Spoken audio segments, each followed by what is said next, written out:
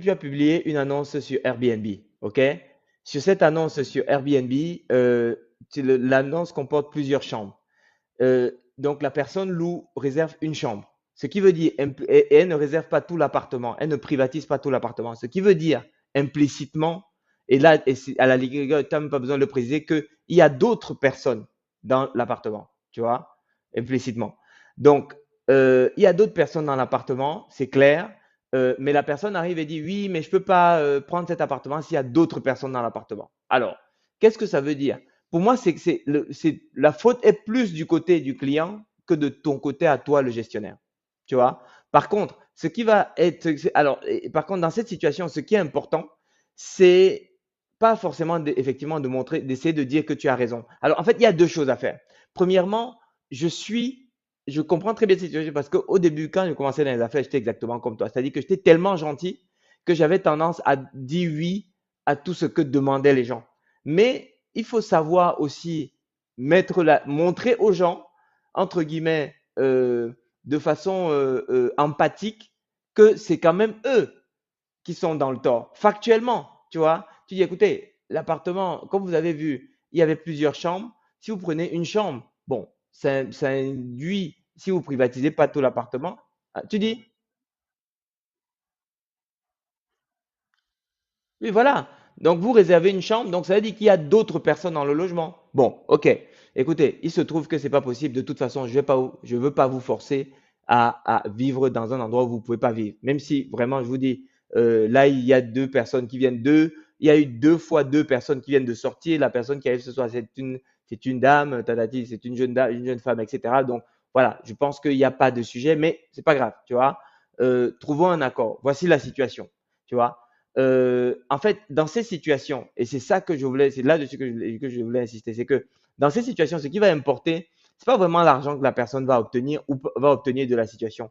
C'est est-ce qu'elle a l'impression qu'elle a un deal qui est équilibré. C'est ça qui va être important.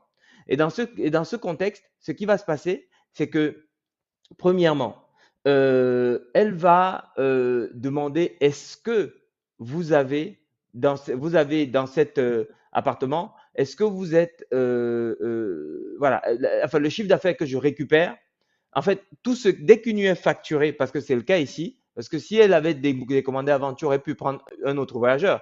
Mais dès qu'une chambre est facturée, mon propriétaire prend X%. Vous lui dites, écoutez, voici les chiffres en fait. Sur cet appartement, mon propriétaire attend enfin, j'attends 2900 euros par mois. J'ai déjà 1600 euros qui vont chez mon propriétaire.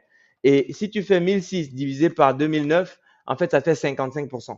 Tu dis, voilà, donc chaque fois qu'il y a une chambre qui est vendue, il y a 55% que mon propriétaire récupère automatiquement. Là, c'est les stats Airbnb. Comment dire, c'est récupéré directement depuis Airbnb. OK? Donc, sur mes 45%, ce que je vous propose, eh bien, c'est qu'on fasse à ce moment-là on fait 50-50. OK? Comme ça, voilà, chacun fait un pas pour trouver un accord, on se serre la main et puis personne n'est fâché contre l'autre. Il y a eu un malentendu, ça peut arriver, mais comme vous avez vu, c'était marqué une chambre, c'était marqué, j'ai envoyé un message, voilà, j'ai essayé de tout faire de mon côté. Bon, mais il peut y subsister un malentendu. Je vous propose qu'on trouve un accord qui fait que chacun, voilà, chacun continue sa vie sans passer un mauvais moment, quoi. Je sais pas si tu vois un peu ce que je veux dire. C'est ça. C'est ce qui va être le plus important, c'est ça. C'est est-ce que les gens ont l'impression qu'ils repartent avec un deal où ils sont pas perdants. Donc, ce qui veut dire, et là, tu leur ouvres l'appli, il faut leur montrer l'application. Je veux dire, regardez, sur,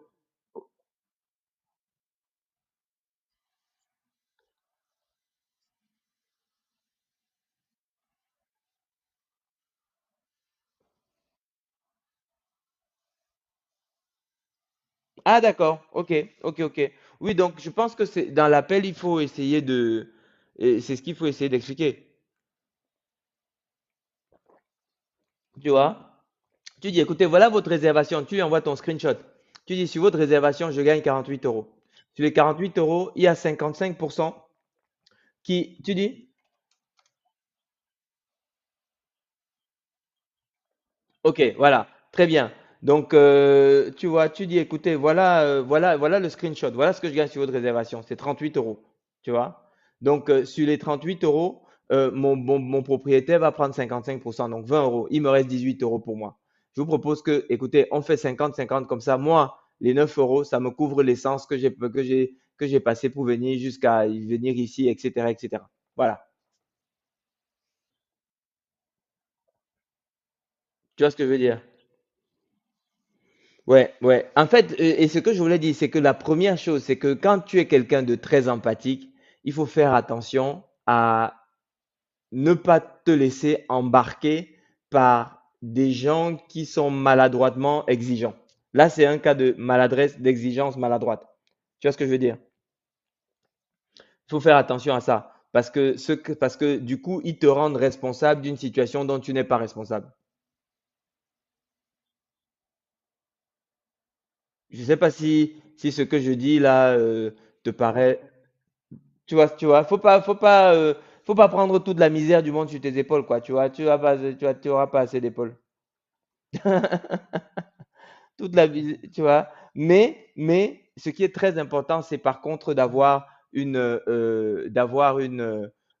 trouver un accord où les gens ont l'impression qu'ils ne sont pas perdants. Et pour trouver cet accord, ce qui est important, c'est le fameux on fait 50-50, qui fait que les gens ont l'impression que, OK, on est, voilà. Sauf que la base, c'est 50% de quoi? C'est ça qui va faire en sorte que globalement, que tu ne mettes pas ton business en péril tout en préservant la satisfaction client, quoi. Tu vois, notamment surtout sur un business comme celui que tu fais, là où tu traites beaucoup, là où la vie client est très très important. Tu vois ce que je veux dire?